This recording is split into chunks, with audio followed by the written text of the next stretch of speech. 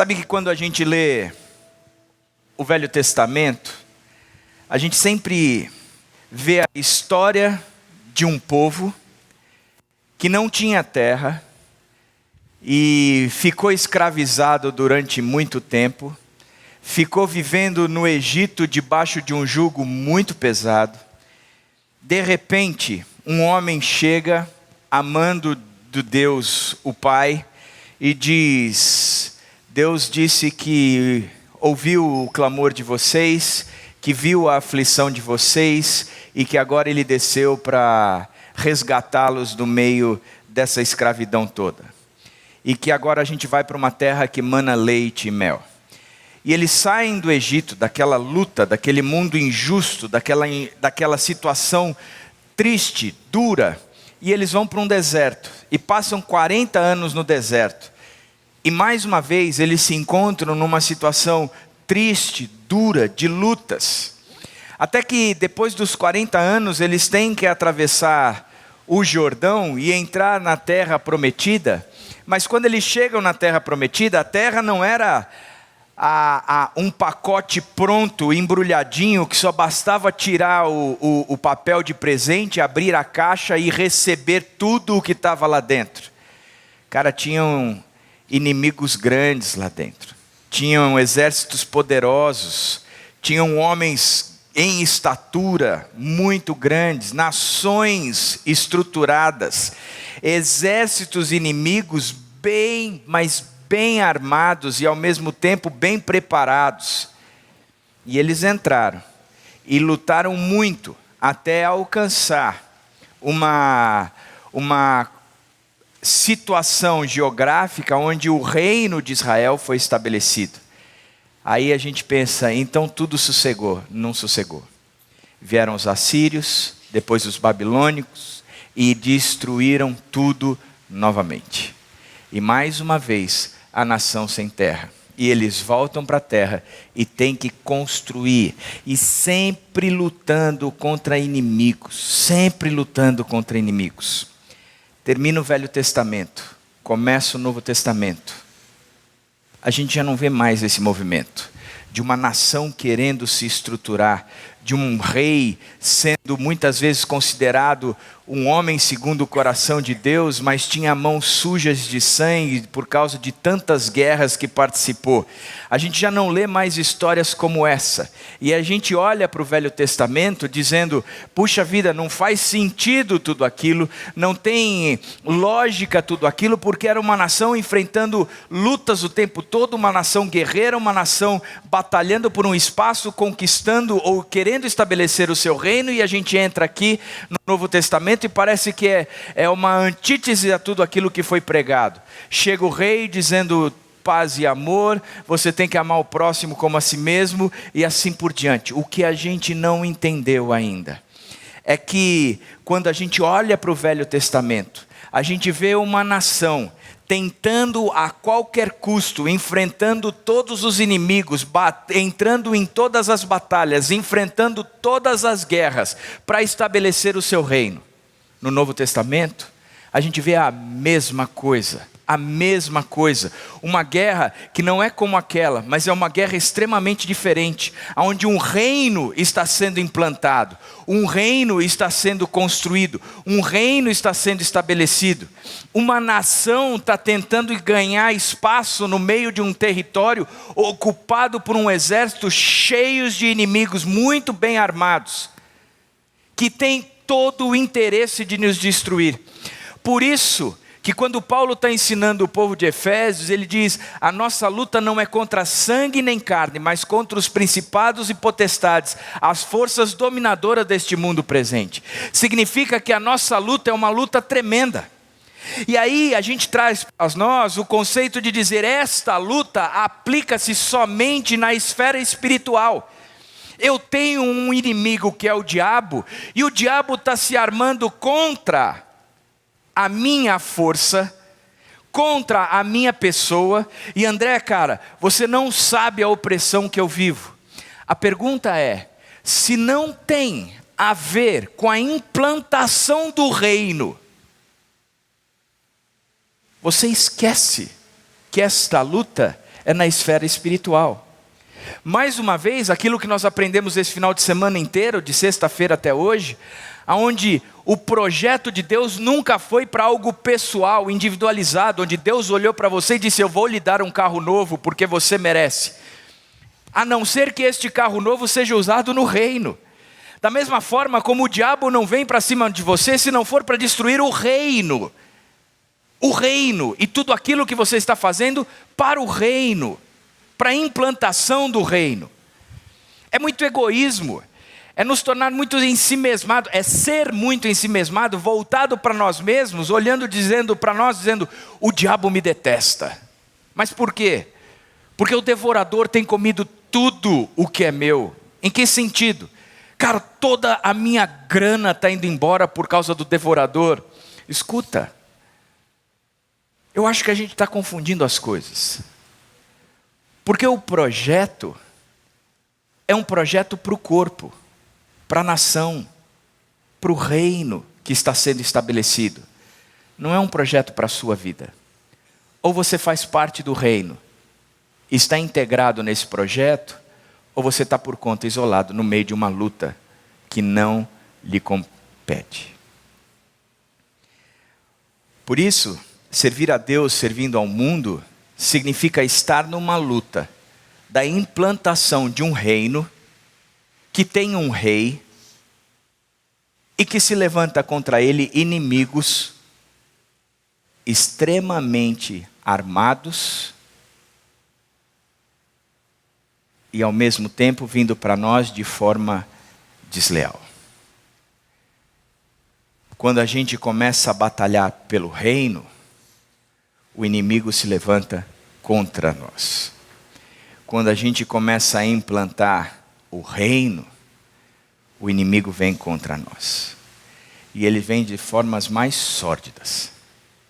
Ele vai na família, ele vai na sua vida, ele vai nos teus filhos, ele vai nos teus colegas de trabalho, e você começa a enxergar a forma dura que ele vem para cima daqueles que fazem parte do reino. E é por isso que Paulo diz: eu trago no corpo as marcas que tenho por causa da igreja. Eu trago no corpo. São marcas. São coisas que ferem a alma. Mas porque a gente sabe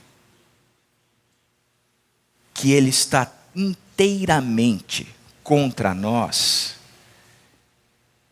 porque nós fazemos parte de um reino. E deste reino nós lutamos. E lutamos para implementar. E quando a gente fala de reino, a gente não está dizendo de igreja. E sinceridade, eu não tenho a preocupação de tornar este espaço aqui um espaço referência no planeta. A pergunta que eu teria hoje para você: você tem orado por um ar-condicionado? Se você não tem orado por um ar-condicionado, a culpa desse calor é sua. Porque a gente precisaria somente de um ar-condicionado. Mas o resto está excelente.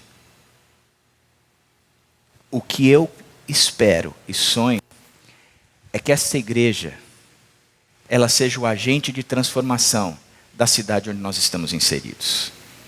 Isso significa que a escola que você está, ela vai ser transformada por você. Que a faculdade que você frequenta, ela vai ser transformada por você.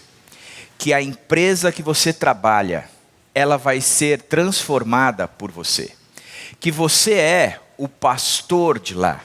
Aqui a gente não está trabalhando com um pastor e ovelhas. Nós estamos trabalhando com pastores. Pessoas que estão no meio de um rebanho que precisa ser resgatado e Cristo ser anunciado. A gente aprendeu isso de sexta-feira até hoje. Paulo Júnior foi muito enfático nisso. Nós somos os pastores. Não sou eu, nem o Israel, nem o Juan. Nós somos os pastores e o rebanho está lá fora, precisando de pastores que o conduzam ao aprisco, que o levem a reconhecer. Isto tem a ver com o reino. É no meio desta luta, enquanto você estiver trazendo o reino para dentro do teu trabalho, trazendo o reino para dentro da tua repartição, trazendo o reino para dentro da tua casa, para dentro do teu condomínio, para dentro da tua faculdade, para dentro da tua escola, o inimigo se levanta contra nós e a luta é tremenda, é dura. Aonde as marcas ficam e ficam marcadas mesmo no corpo, de trazer no corpo as dores que nós temos por causa do reino. E a pergunta é se você já entendeu isso. A pergunta é se você já entendeu que você tem que estar fazendo o que tem que estar fazendo lá fora. Não é para ser bem sucedido, para ter muito dinheiro, para ter um carro do ano. Não é para que a sua casa se torne cada vez maior, melhor, cheia de equipamentos. Não é para que você possa fazer todos os anos 2 a 3 viagens internacionais. A proposta é, você está onde você está, para que o reino de Deus seja implantado, pois foi assim que Jesus nos ensinou a orar. Venha o teu reino, seja feita a tua vontade, assim na terra como nos céus. Por isso o pão que é nosso nos dai hoje, não nos deixe cair em tentação e perdoa a nossa dívida, assim como perdoamos os nossos adversários. Pois teu é o reino, o poder e a glória, para todos sempre, em nome de Jesus. Essa é a oração ensinada. Venha o reino, seja feita a tua vontade. Se é uma oração feita por você, e deveria fazê-la, porque foi Jesus que nos ensinou a orar assim, significa que aonde você está lá por causa do reino. Venha o reino. E enquanto o reino vem, não me deixa cair em tentação. Que tudo aquilo que eu receber não é meu, mas é para o reino, é nosso. E da mesma forma, que os relacionamentos sejam preservados e que nós possamos nos perdoar e assim receber o perdão, pois teu é o reino, o poder e a glória. Você foi chamado para isso. Você foi chamado para isso. Nós estamos de sexta-feira até agora só pensando nisso. Pensando nisso mesmo. É que eu olho para o texto de Deuteronômio 33, 7 e 8, depois 34, 9, que diz o seguinte: Então Moisés convocou Josué e lhe disse na presença de todo Israel: Seja forte e corajoso, pois você irá com este povo para a terra que o Senhor jurou aos seus antepassados que lhe daria, e você a repartirá entre eles como herança. O próprio Senhor irá à sua frente e estará com você. Ele nunca o deixará, nunca o abandonará. Não tenha medo, não desanime. Depois no 34, verso 9, diz o seguinte: Ora, Josué, filho de Num, estava cheio do espírito de sabedoria, porque Moisés tinha imposto as suas mãos sobre ele, de modo que os israelitas lhe obedeceram e fizeram o que o Senhor tinha ordenado a Moisés. Moisés, Josué, os israelitas estavam no meio de uma batalha onde eles não tinham um lugar para se estabelecer. E eles iam passar agora para um novo lugar. Moisés sabia que o tempo dele já havia acabado, que ele não estaria mais à frente do povo, que Deus o levaria para outros patamares, até que então ele chega e começa a dar todo o empowerment necessário a Josué, dizendo: olha, eu não vou estar mais aqui, mas Josué estará. Sigam a Josué. Entrem na terra prometida, batalhem as batalhas que forem necessárias, ganhem as guerras que forem necessárias, lutem da forma que vocês precisam lutar, entrem lá, sigam a Josué.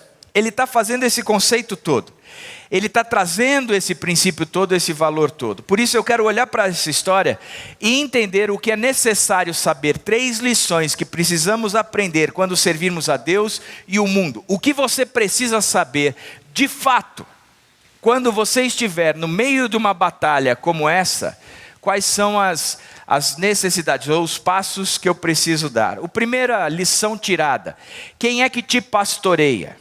Nós somos pastores que estão inseridos no meio de uma comunidade onde não há alguém que indique, induza ou sinalize o caminho, que pegue aquelas ovelhas e leve para dentro do aprisco de Jesus Cristo. Eu não consigo ir na tua empresa o pastor lá é você. Eu não consigo ir na tua escola.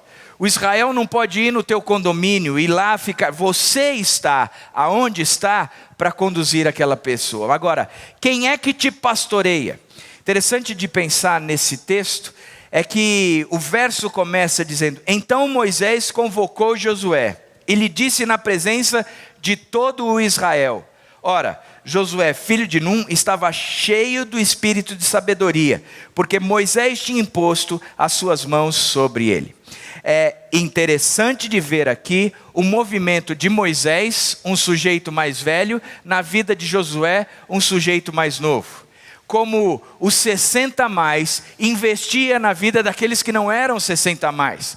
Como aquele cara que estava já na sua terceira idade, reconhecendo que ele estava com o tempo já terminado, dizendo: eu preciso agora, não só preparei a vida inteira, mas agora eu preciso passar o bastão para o sujeito, e para que ele continue fazendo a obra que o Senhor tem feito no meio da nossa nação. Não é minha a obra, mas eu preciso agora cuidar desse sujeito. E quando a gente olha a vida de Moisés e olha a vida de Moisés com Josué, você vai ver que Moisés gastou muito tempo com Josué, investindo um monte de coisas. E recentemente eu falei no estaleiro de líderes a respeito disso, onde o que Moisés fez foi: ele passou a experiência dele, ele passou o conhecimento dele, ele investiu financeiramente, ele investiu os seus acessos, ele abriu portas, investiu os seus recursos, a sua amizade e o seu tempo. Moisés, ele teve total cuidado de fazer com que Josué experimentasse tudo o que ele tinha vivido. Ele abriu as portas de tudo o que ele vivia para que Josué experimentasse aquilo com ele. Desde o início. Histórias de Moisés e Josué. Moisés resolve enfrentar um exército inimigo, chama Josué e diz: Josué, é o seguinte, a gente vai enfrentar aquele povo lá, eu já estou numa certa idade, você vai, lidera o exército e eu vou estar aqui em cima do morro orando por você. E Josué vai para o meio da batalha. E enquanto Moisés levantava a mão e orava por Josué, o povo vencia. A mão começava a ficar pesada, ele já não aguentava mais orar tanto, abaixava a mão, o povo tomava uma surra. Aí Josué lá de baixo falou: ô Moisés, você não percebeu? Você abençoa, a gente ganha, você tira a mão, a gente perde. Pelo amor de Deus, fica com essa mão levantada. E aí ele levantava, e aí o povo ganhava. Aí baixava a mão porque cansou. Aí Josué lá de baixo: escuta, cara, para com isso, levanta a mão. Tanto que vieram ajudar Ló, mas um vieram ajudá-lo a segurar enquanto ele guerreava. Moisés subia no monte para conversar com Deus, dizia para todo o povo: vocês fiquem aqui, não vão, mas Josué, vamos comigo. E ele chegava e entrava na presença, mas Josué ficava um pouco distante, mas ouvia a conversa, via o que estava acontecendo. Estava ali próximo o tempo todo. Moisés mandou chamar 12 espias para que entrassem na terra prometida e checassem se a terra prometida era de fato tudo aquilo que Deus havia prometido. Dos 12 espias, ele manda Josué. Um dos 12 era Josué, que entra lá, checa a terra, trazem um cacho de uva que 2 pessoas precisam carregar. E ele volta dizendo: Moisés, essa terra é tudo aquilo mesmo que Deus disse para nós. Ela mana leite e mel, terra boa, olha o tamanho do cacho de uva. Moisés sempre estava perto. Josué sempre estava perto. Quando Moisés entrava na tenda do encontro para falar com Deus e vinha uma nuvem que enchia da glória de Deus aquele lugar, e Moisés e Deus conversando, Josué ficava na porta da tenda, ouvindo aquela conversa toda. Ele não podia entrar, mas ele sabia o que estava acontecendo. Ele enxergava como era que Moisés conversava com Deus, e conversava com Deus face a face. ele ouvia as conversas, ele sabia o que passava na cabeça de Moisés, ele sabia quais eram as decisões de Moisés, ele via Moisés agindo, ele tinha intimidade. Por quê? Porque Moisés abriu as portas do seu coração para pastorear a vida de Josué, mostrando a sua experiência, o seu conhecimento, todos os seus recursos, dando acesso a ele a usufruir das portas abertas por Moisés, a sua amizade e o seu tempo. Moisés investiu, cuidava de Josué. Josué pôde entrar na terra prometida liderando um exército ou uma nação inteira, porque existia um homem que cuidou dele e que o direcionou. É interessante que quando você vai para o Novo Testamento, você vê Paulo dizendo algo parecido a Timóteo, dizendo: mas você tem seguido de perto o meu ensino, a minha conduta, o meu propósito, a minha fé, a minha paciência, o meu amor, a minha perseverança. Você tem seguido de perto. Escuta, Timóteo.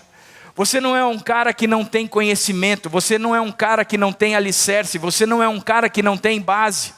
Você aprendeu, e aprendeu não é porque você leu, aprendeu não é porque você assistiu uma aula, não é porque você foi formado na faculdade tal, é porque você tem caminhado de perto comigo.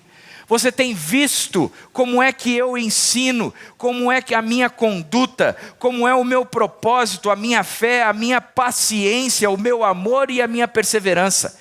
Você conhece também as minhas lutas, você conhece também as minhas cadeias, você sabe o tamanho da guerra que nós estamos inseridos, mas você foi instruído. Eu te instruí no caminho. Enquanto estamos no caminho, eu fui te instruindo, eu fui te ensinando, e você sempre perto de mim. Você percebe que os homens de Deus sempre tiveram alguém por perto, alguém que cuidasse dele, alguém que estivesse sobre ele. Não tem como ser vitorioso numa batalha se eu não tenho alguém que cuide de mim. Não tem como. E é interessante de ver isso. Tiago uma vez me ensinou a respeito disso, Tiago Martins, e eu gosto muito deste quadro. Um quadro que mostra quem é a pessoa, quem foi que essa pessoa, por quem essa pessoa foi investida, no que essa pessoa acabou influenciando e a referência dela na Bíblia. Ou seja, quem é a pessoa? Ela foi investida, cuidada, ensinada por quem? No final das contas, esta pessoa acabou fazendo o quê? E a referência na Bíblia. Por exemplo, nós podemos falar de Moisés. Moisés foi influenciado, cuidado por Jetro, seu sogro. O que Moisés fez? Tirou o povo do Egito. Isso você pode ver em Êxodo 18. Jetro, com todo o cuidado, chega para Moisés e diz: do jeito que está indo, você vai se matar. E você vai perder a autoridade dentro do povo. Cara, você não pode passar o dia inteiro querendo administrar tudo de todo mundo. Escolhe para vocês homens sérios e divide esse povo em grupos e coloca em cima de cada um desses grupos esses homens, para que eles liderem por você, porque você não dá conta de tudo sozinho. Alguém que cuidava de Moisés. Sabe qual foi o resultado de tudo isso? Moisés acabou cuidando de Josué, e Josué se tornou o sujeito que levou o povo que estava no deserto pós-Egito para Canaã. Você pode ver isso em Deuteronômio 31 a 34. Depois nós temos Davi. Davi foi influenciado, liderado por Samuel. Davi foi o pastor responsável pela formação da monarquia, o estabelecimento da maior quantidade geográfica, espaço geográfico de Israel. Isso você pode ver em 1 Samuel 16 e 19. Você pode ver também exemplos de Paulo com Barnabé. Ninguém queria saber de Paulo. Paulo chega no meio dos cristãos, começa a falar da sua conversão, e o povo, e a liderança da época diz: esse sujeito, ele está aqui no nosso meio, isso é uma artimanha dele. Ele está se fazendo de amigo, está cevando em amizade, e daqui a pouco ele vem e passa a faca em cima da gente. Não vamos acreditar nesse sujeito. Até que um se levanta de Barnabé e diz: escuta, pode deixar que eu pastoreio ele. Eu trago ele para junto, eu cuido dele, eu o lidero, eu o ensino, eu mostro para ele quais são as coisas pelas quais valem a pena o reino, como é que se transforma. E aí você vê todo o movimento de Barnabé em cima de Paulo. O resultado de tudo isso é que você vê Paulo depois fazendo na vida de duas outras pessoas, Timóteo e Tito. E Timóteo e Tito foram responsáveis pela formação de algumas igrejas. Por exemplo, as igrejas de Creta e de Éfeso. E você pode ver isso em 1ª e 2ª Timóteo e no livro de Tito. Tito e Timóteo tinham alguém sobre ele, Paulo. Paulo tinha alguém sobre ele, Barnabé. Davi tinha a Samuel. Moisés tinha a Jetro. E por sua vez Moisés liderava a Josué. Sempre existiu uma relação de liderança em cima de um líder. Sempre, sempre. Sempre um pastor foi pastoreado. Sempre, sempre. Não tem como isso. Não tem como. Por isso, um sábio uma certa vez disse que um líder que não aprendeu a ser liderado nunca saberá liderar. Pode elogiar, gente. Anota, tira foto, faz como vocês fazem com qualquer um. Depois diz como vocês fossem amigos. O Ed falou assim, então vocês agora tirem fotos. O André falou assim, pode fazer, tira. O fato é que um líder que não aprendeu a ser liderado nunca saberá liderar. Nunca. E gente, eu vou falar uma coisa para vocês. Eu estou impressionado de ver como somos uma geração que não aceita liderança. Impressionado de ver. Nós reclamamos que os nossos filhos não obedecem, mas nós não obedecemos. Tem um monte de gente que chega para mim e diz: eu vim conversar com você, mas eu sei o que você vai falar. E eu digo: então por que veio? Só para ter certeza. Aí eu digo: era isso que eu ia falar. Ela disse: eu sabia. E agora o que você vai fazer? Eu só tinha certeza, mas não vou fazer isso não.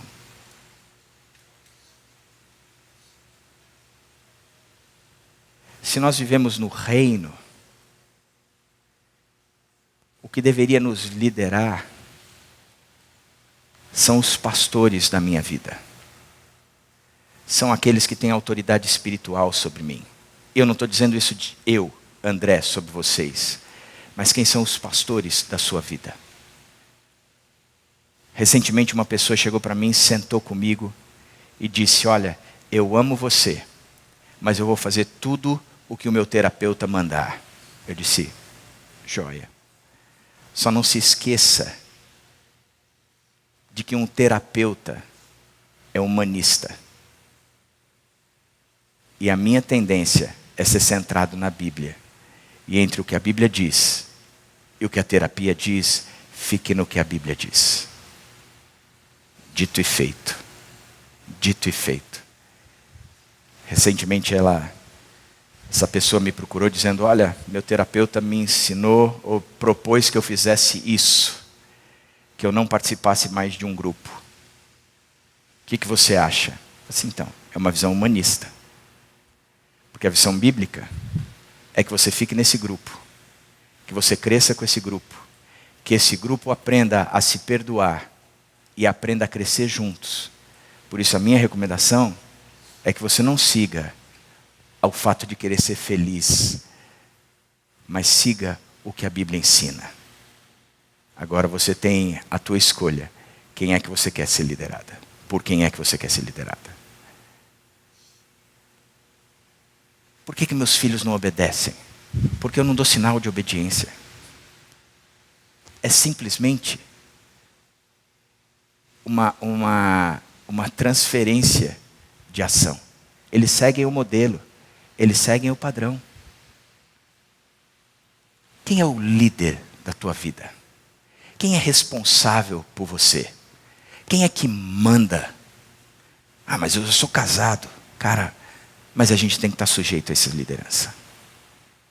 Quem é aquele que vai ter autoridade sobre você dizendo não pode fazer isso? Isso é tão sério que nos 10 mandamentos a Bíblia diz que a gente tem que honrar pai e mãe, porque representam a liderança na nossa vida. Por isso, se você quer liderar, pastorear alguém, ser pastor na comunidade que você está inserida, ser pastor no mundo que você está vivendo, você tem que ter alguém que pastoreie a sua vida. 2 perguntas.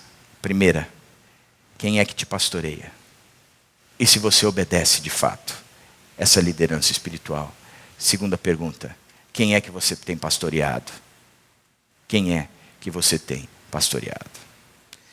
Segunda lição desse texto que a gente pode tirar são os resultados esperados quando nós somos e estamos vivendo no meio de uma batalha tremenda. Os resultados são alguns. Ele diz, primeiro promove a transformação da visão pessoal. O texto diz, seja forte e corajoso, pois você irá com este povo para a terra que o Senhor jurou aos seus antepassados que lhes daria. Moisés chega para Josué e diz, seja forte e corajoso, pois você irá com este povo para a terra que o Senhor jurou aos seus antepassados que lhe daria. Provavelmente Josué tinha uma dificuldade, uma tremenda luta para se sentir capaz com autoridade, ou ele devia estar extremamente debaixo de um medo absurdo por liderar e pastorear aquele povo. Uma vez Moisés chega, e quando Deus chega para conversar com Josué, após a morte de Moisés, Deus por 3 vezes chega a Josué e diz, seja forte e corajoso, tão somente seja forte e corajoso, não te disse eu, seja forte e corajoso.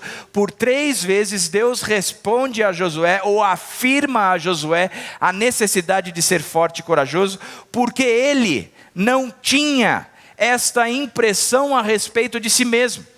Ele talvez achasse que o desafio imposto a ele era muito maior do que ele era capaz de organizar, de enfrentar, de realizar e de administrar.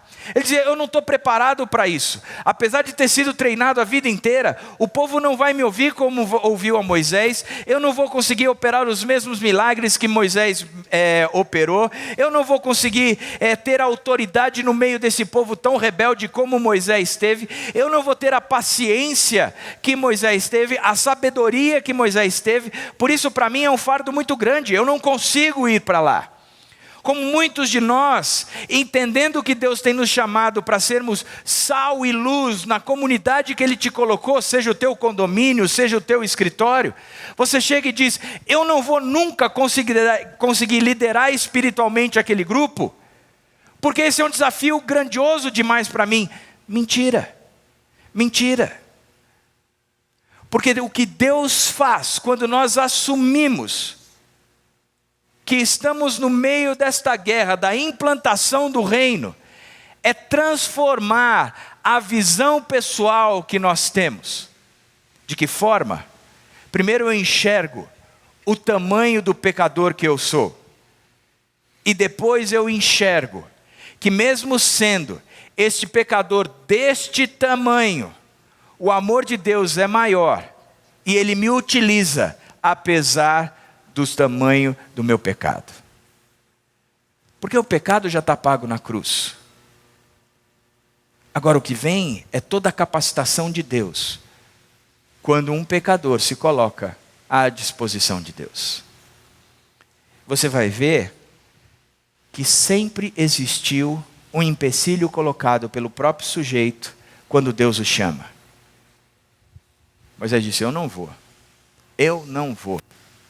Eu não sei falar direito. Josué estava morrendo de medo. Abraão olhou para Deus e disse, eu não tenho capacidade de ter filho. Minha esposa não tem filho. Sara riu. Pedro fugiu. E a gente começa a olhar dizendo, cara, Não dá, não é para mim. Mas é sempre por Deus, por mim. Por isso eu tudo posso naquele que me fortalece. Por isso é que quando eu me torno fraco, é que eu me torno forte. Por quê? Porque isso não tem a ver com as perseguições da vida, mas tem a ver com o reino. Eu sou fraco, mas eu me torno forte dentro da minha empresa para que o reino seja implantado. Eu sou fraco, mas eu me torno forte dentro da minha escola para que o reino seja implantado. Eu tenho a capacidade de entrar numa classe onde o professor se diz ateu, entendendo que eu faço parte do reino, que a minha missão ali é implantar o reino, transformar a vida deste ateu num cristão genuíno. Eu entendo que eu estou dentro de um escritório onde o negócio ali é uma competição, uma deslealdade, um puxar de tapete um do outro para que se promova e tenha o resultado e se garanta no emprego dentro do meio de uma crise e dizer, cara, não é este o objetivo. O objetivo aqui é tirá-lo do inferno e trazê-lo para o reino do Filho do seu amor. Significa que eu estou ali dentro e a meta a ser batida é a salvação do meu chefe, do meu colega, do funcionário, seja lá o que for. Mas é para isso que eu estou. Por isso, por mais que eu me considere despreparado, eu sei que eu vou, porque Deus me prepara. Isso não nos isenta de não se preparar. Pelo contrário, isso nos motiva a se preparar ainda mais. Porque eu quero ir agora. Eu sei qual é o meu chamado. Eu não estou preparado, mas Deus me capacita. E não é que Deus vai capacitar de forma sobrenatural. Vai capacitar porque enquanto eu estou caminhando, treinando, estudando, lendo, orando, me aconselhando, sendo pastoreado, Ele vai me forjando, me tornando cada vez mais capaz. Eu me enxergo de forma diferente. Eu percebo que eu não valho nada, mas ainda assim, Deus me utiliza por causa do grande amor com que Ele me amou e a urgência do reino. Segunda característica de um resultado esperado é que alcança de forma efetiva os objetivos. O próprio Senhor irá à sua frente, estará com você. Ele nunca o deixará, nunca o abandonará. Não tenha medo, não desanime. Uma das coisas que eu tenho pensado é que quando nós estamos no meio de uma guerra, e se esta guerra eu não tenho claro quem eu sou e para onde eu tenho que ir, e eu não tenho ninguém que esteja me mentoreando, me pastoreando, me ajudando a estabelecer uma direção na minha vida, o fato é que eu posso trabalhar demais, me movimentar demais e produzir um resultado muito pequeno, muito pequeno. Eu vejo sempre Marta e Maria. Marta corria de um lado para o outro, colocava a mesa, preparava o almoço, arrumava a casa, deixava tudo nos trinques. Ao mesmo tempo que fazia isso, Maria estava ali, sentada, preocupada no seu relacionamento com Deus, preocupada não com o jantar que ia servir, mas o quanto Jesus Cristo a influenciaria para que ela fosse cada vez mais transformada por Ele. Nesta altura, Marta para as coisas e chega para Jesus dizendo, o senhor não está entendendo que as coisas estão erradas aqui? Olha o quanto eu faço e ela não faz nada. Como é que nós podemos ter Jesus Cristo em casa e a pessoa não fazer nada? A gente tem que fazer muito pelo Senhor. Muita movimentação e pouco resultado. Já Maria, quando o irmão dela morre, chega aos pés de Jesus e diz, se o Senhor estivesse aqui, nada disso teria acontecido. E sem movimentação nenhuma, como a irmã se movimentou, sempre, aos pés de Jesus chora. E sai Jesus dali, chorando e chamando Lázaro para fora do túmulo. A diferença é que quando nós somos orientados, nós podemos alcançar de forma efetiva os objetivos. o próprio Senhor irá à sua frente e estará com você. Ele nunca o deixará, nunca o abandonará. Não tenha medo, não desanime. Vai em frente, cara. Vai em frente. Vai em frente. Um resultado esperado também é que você acaba desenvolvendo sabedoria. Ora, Josué, filho de Num, estava cheio do espírito de sabedoria, porque Moisés tinha imposto as suas mãos sobre ele. O que significa esse texto? Significa que um dia Josué veio e se ajoelhou na frente de Moisés, e Moisés pegou aquelas mãos santas dele, que havia já separado o Mar Vermelho, feito surgir o maná no meio do deserto, que já tinha feito um monte de proezas, e ele pega aquelas mãos santas dele, coloca sobre Josué e diz: Josué, agora eu te unjo e dou a você a unção da sabedoria. Tenha sabedoria. E aí Josué levanta dali o sujeito mais sábio do mundo. Seria bom se isso pudesse acontecer. Seria bom se a gente tivesse capacidade de dizer, mas eu ia orar tanto, eu ia fazer fila, vem cá, todo mundo. Vamos orar e receber a unção de sabedoria. Mas não é isso. Quando a gente lê a história de Moisés e Josué, você vê que Moisés, ele arregaçou a manga e trouxe Josué para perto e investiu na vida daquele menino para que ele se tornasse o líder que ele era.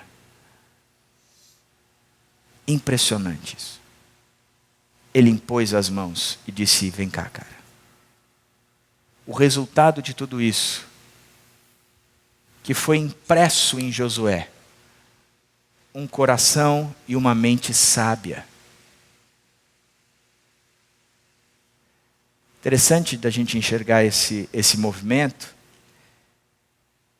é quando Paulo, exortando a Timóteo, ele diz o seguinte: você vai falar para as mulheres mais velhas que elas deverão investir nas mulheres mais novas, para que elas saibam cuidar bem da casa, amar seus maridos e seus filhos, e assim por diante.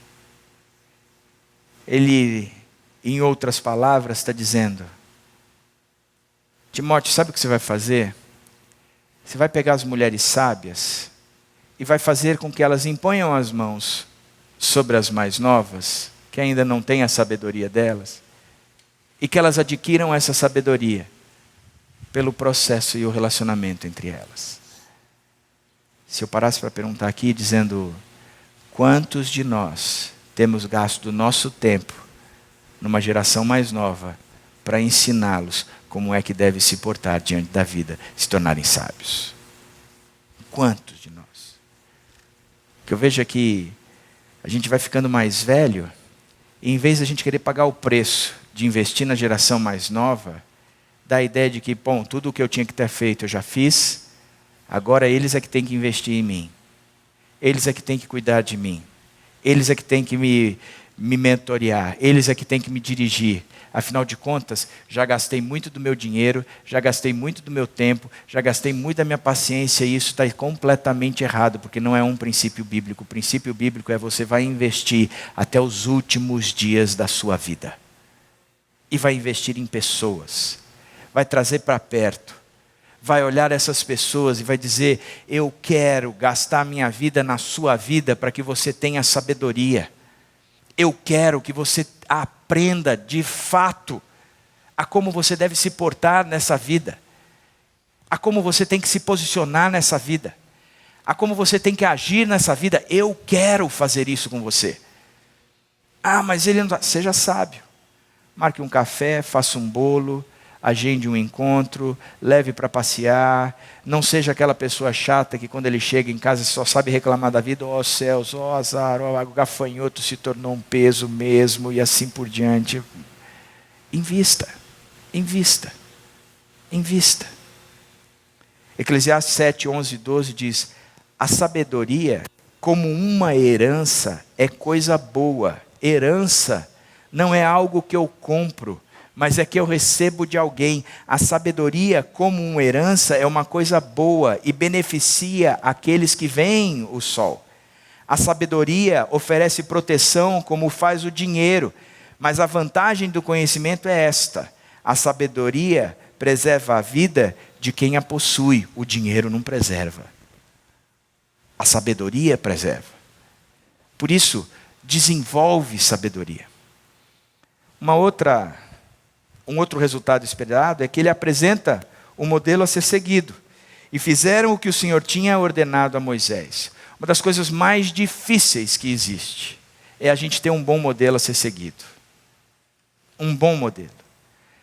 Eu não conhecia muito Paulo Júnior, a não ser de ouvi-lo pregar. Na sexta-feira à noite, quando ele chegou, o Israel trouxe, e ficamos conversando, ele e o Israel numa sala. Eu ouvia a experiência daquele homem, e a vida daquele homem. Eu falei que nem o Renan falou: eu quero ser ele. Eu quero ser ele. Falei, cara, que modelo bacana. Que modelo bacana. Que coisa, que experiência. Um homem que já trilhou, ele diz: já passei 30 anos no caminho que vocês estão andando. E me lembrava de Paulo dizendo: venham após mim, venham atrás de mim. Me sigam, sejam meus imitadores, porque eu sou de Cristo. Vai ficar tão mais fácil, quando a gente olha para alguém que é imitador de Cristo e diz: é assim, é desse jeitão, é com esse formato. Por isso eu preciso de pessoas em cima de mim. Um outro resultado esperado é que resulta no beneficiamento de outras pessoas, de modo que os israelitas lhe obedeceram. Significa que se eu tenho um modelo, eu me torno um modelo, o resultado óbvio e lógico é que eu acabo beneficiando outras pessoas. Então por que eu preciso ser assim? Nós estamos no meio de uma batalha, no meio de uma guerra. E a lição número 1 é que eu preciso ser pastoreado, ao mesmo tempo enquanto eu pastoreio outras pessoas. Puxa vida, se isso acontece, eu tenho alguns resultados esperados. Agora, se tenho alguns resultados esperados, eu também tenho alguns perigos esperados. O primeiro perigo esperado que o texto nos mostra é: seja forte e corajoso, pois você irá com este povo para a terra que o Senhor jurou aos seus antepassados que lhe daria. Um cansaço pessoal. Você precisa ser forte, corajoso, precisa perseverar em cima de tudo isso.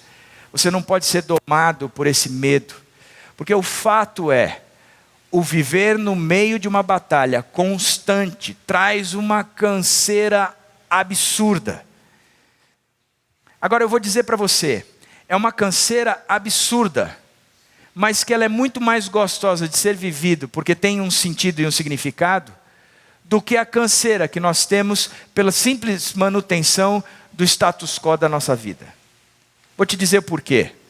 Quando você entra nessa história do reino, e entendeu que você é agente da implantação do reino, seja onde você estiver, se você olhou para a tua escola e disse: eu sou agente da implantação do reino, e eu estou lá para ganhar os meus professores, para ganhar a coordenadora, para ganhar o tio da cantina, e para ganhar os meus colegas de classe, inclusive o motorista da condução, se eu estou ali por causa do reino, eu estou no meio de uma batalha, que vai levantar um inimigo cruel, sórdido, que vai querer deixar marcas no meu corpo, e muitas vezes a deixará de fato.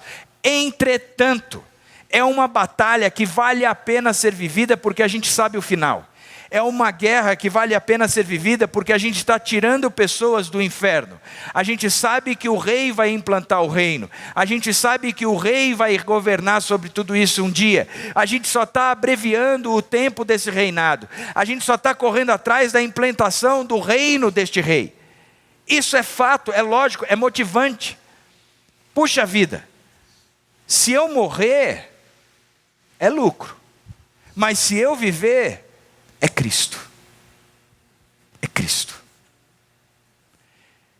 E já que eu falei em morrer, o que eu tenho percebido é, a vida do povo, hoje em dia, é tão sem propósito,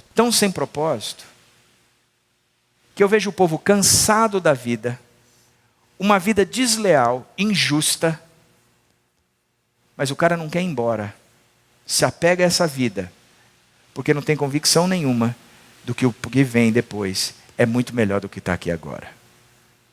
Por isso que ele também não se empenha nas coisas do porvir.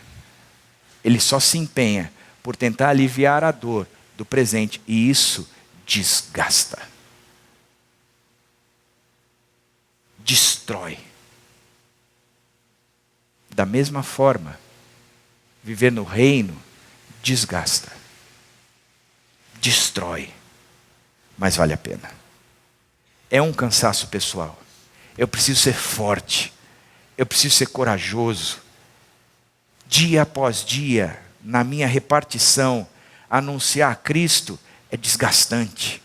É desgastante. Cansaço, o excesso de atividades, a sobrecarga de atividades sobre uma única pessoa, o cansaço gerado por essa sobrecarga frequentemente desembocam em um profundo desânimo, quase que natural, devido à falta de força para continuar fazendo um esforço maior que o suportável. Por isso eu tenho que olhar e dizer, apesar de todo esse cansaço, vale a pena. Por isso que nos 10 mandamentos tem que guardar o dia do sábado. Porque quem está no meio da batalha precisa descansar de vez em quando. E colocar na sua agenda como um compromisso o descanso. Senão quem está no reino, batalhando pelo reino, não aguenta. Não aguenta. Um outro perigo esperado é desilusão na jornada. Seja forte e corajoso. Pois você irá com este povo para a terra que o Senhor jurou aos seus antepassados que lhes daria. Quem está dizendo isso? Moisés. Quem é que ia levar o povo para a terra prometida? O próprio Moisés. Ele foi impedido. Na jornada ele foi impedido. Ele não trouxe a santidade para o meio do povo. E por causa disso, Deus o impediu de receber o prêmio de entrar na terra prometida. Moisés, a tua responsabilidade era trazer a santidade. Era ter falado a pedra, mas trazer a santidade também. E você não respeitou isso. Não fez deste povo um povo que conhece a santidade de Deus de fato. Então você não vai entrar na terra prometida. Que frustração para ele. Que desilusão na jornada. E quantos de nós não sofremos nesta jornada? Aquela pessoa que você investiu. Aí de repente você fala, agora vai. O sujeito se converteu, se posicionou de repente. Não mais que de repente. O sujeito apostata de uma forma, você diz, o que é que aconteceu? Como a gente sofre desilusão. Frutos que não são vistos, discípulos que se afastam, decepções com pessoas que admiramos ou outras desilusões podem gerar uma sensação de revolta ou de falta de vontade de continuar. O que nós precisamos aprender é que nós somos meros instrumentos de Deus no meio do reino. Às vezes eu acho que essas desilusões servem para nos mostrar que não somos nós o agente de transformação. É Deus quem transforma. A tua função é única e exclusivamente de promover o reino, de apresentar o rei do reino, de falar dele. Quem opera a transformação é o próprio rei, porque o reino é dele. Um outro perigo esperado é o sentimento de solidão. Moisés diz assim para ele, ele nunca o deixará, nunca o abandonará. A tendência da gente é viver isolado. Quando Adão pecou, a tendência imediata dele foi se isolar. Olha, sabe de quem é a culpa? Foi da mulher que o Senhor me deu, me deixem sozinho. Eu não quero o Senhor. E a verdade é que quem teve aqui de sexta para cá aprendeu muito claramente. Quem não teve, perdeu, e bem feito porque perdeu. Tomara que caia o cabelo para que você nunca mais perca. Amém?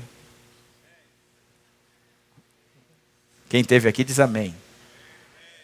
Quem não me teve diz, misericórdia.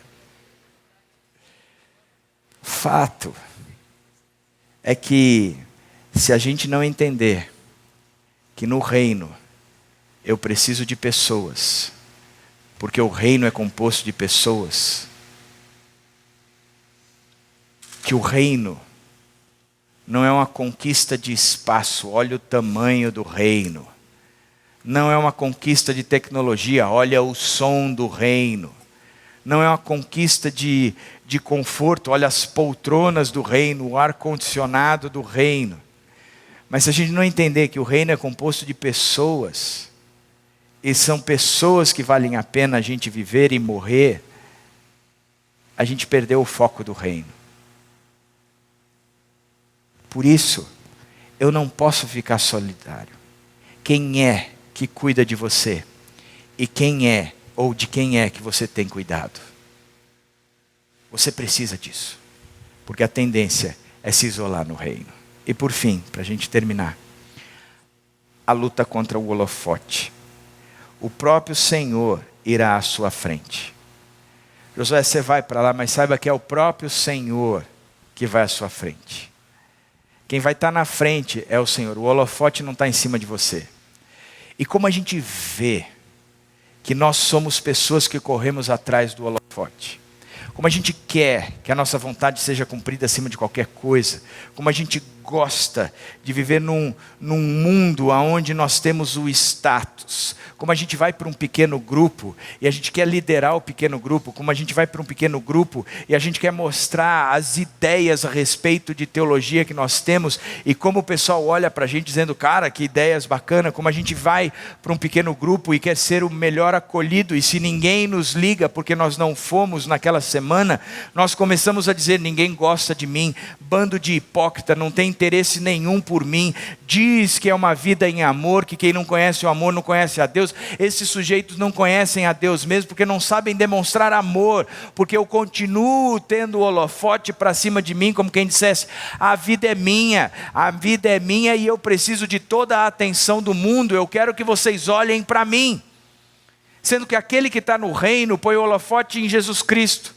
É o que Hebreus diz, porque eu tenho uma nuvem tão grande de testemunhas, onde eu posso colocar o holofote em outras pessoas que têm vivido a Cristo, eu me desembaraço de todo o peso e pecado que está grudado em mim, e eu corro com perseverança, pondo o holofote em Jesus Cristo, o autor e consumador da minha fé. A vida cristã, ela coloca o holofote em Jesus Cristo e na nuvem de testemunha. Já que eu estou vendo esse povo todo que vive a fé, eu olho para Jesus e é para lá que eu vou. Mas em geral, a tendência é o contrário. É querer colocar o holofote em mim e dizer, vejam a mim, olhem para mim, cuidem de mim. Me enxerguem, me valorizem, me considerem, me exaltem, me enalteçam. Eu preciso disso. Você vai para o teu emprego, não é para pôr o holofote em Jesus Cristo, mas você vai para o teu emprego para que o holofote esteja em cima de você, para que você seja visto como um grande profissional, como o melhor dos funcionários, para que o teu resultado seja o melhor possível, para que o ganho seja teu. Você não tem olhado para Jesus Cristo e tem dito, eu quero ser o melhor profissional aqui dentro, para que o reino seja implantado e para que Cristo seja reconhecido. O holofote dentro do meu emprego é em cima de mim mesmo. Isso não quer dizer que você vai chegar no teu emprego agora e dizer, gente, vamos parar 5 minutos de oração. Dá a mão aqui. Pai nosso que está no céu, santificado seja o teu nome. Uhul! Vai embora, gente. Bom dia, Deus abençoe todos vocês. Aí você pega o telefone e liga para o cliente. Não vou te entregar hoje, porque o fornecedor não entregou. Mentira. Mentira. Foi qualquer coisa. O holofote esteve em cima de você. A glória foi dada a você. A mulher que Deus te deu, mais uma vez brilhou. Enquanto você olhava para você e dizia, eu vou me safar.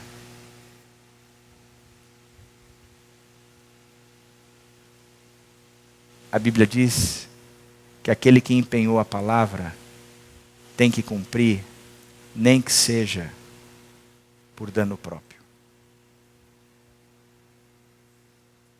Nem que seja por dano próprio. Que quando a gente faz isso, o holofote vai para Jesus Cristo. E Ele honra, recebendo a honra. A gente tem uma luta contra o holofote.